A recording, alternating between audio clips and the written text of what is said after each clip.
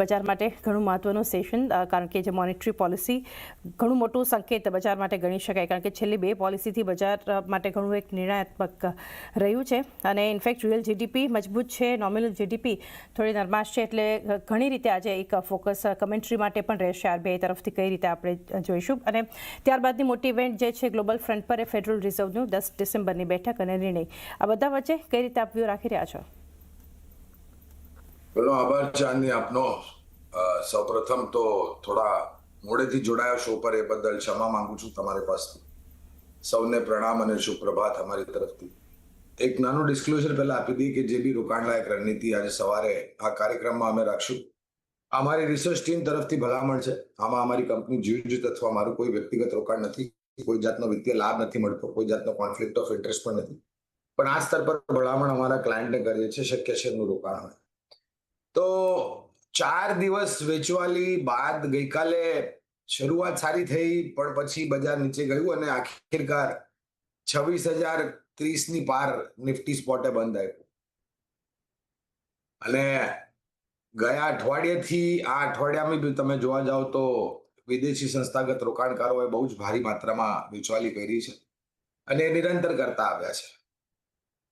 RBI credit policy 10 વાગે મારા ખ્યાલથી એક અનુમાન ઘણા બધા લોકો અને હું પણ લગાડીને આગળ વધી રહ્યો છું કે ઓછામાં ઓછી 25 બેઝિસ પોઈન્ટ એટલે કે 0.25% કાપણી કદાચ વ્યાજ દરોમાં આપે.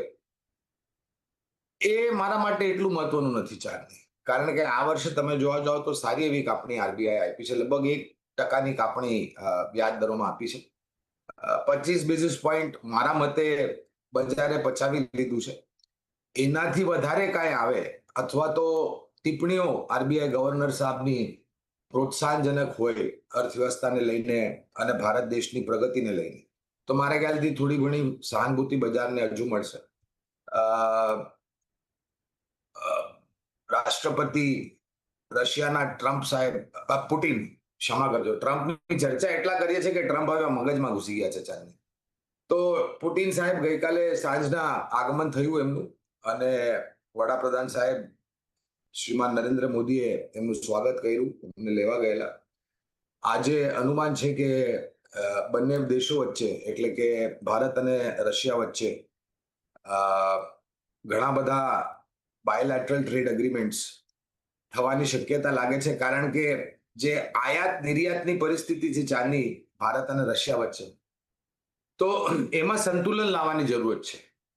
આપણે રશિયા પાસેથી ઘણી બધી વસ્તુઓ ખરીદ્યા છે, પણ આપણે રશિયાને જે માત્રામાં વસ્તુઓ અથવા તો સેવાઓ વેચી રહ્યા છે એ બહુ સીમિત માત્રા છે નીચલી સપાટી. તમે તુલના કરો આયાત નિર્યાતની તો કદાચ એ બી કદાચ પ્રોત્સાહનજનક રહેશે. અને છેવટે આજે શુક્રવાર છે ચાંદની, એટલે જો 26,000નું સ્તર આપણે ટકાવી લઈએ, 26,075 અને 26,100 પાસે જવાના પ્રયાસ કરીએ અને ત્યાં આગળ જઈને બંધ આપીએ, તો કદાચ આવતા અઠવાડિયે પરિસ્થિતિ અહીંયાથી સુધરે એવું આપણે આકલન કરી શકીએ છીએ.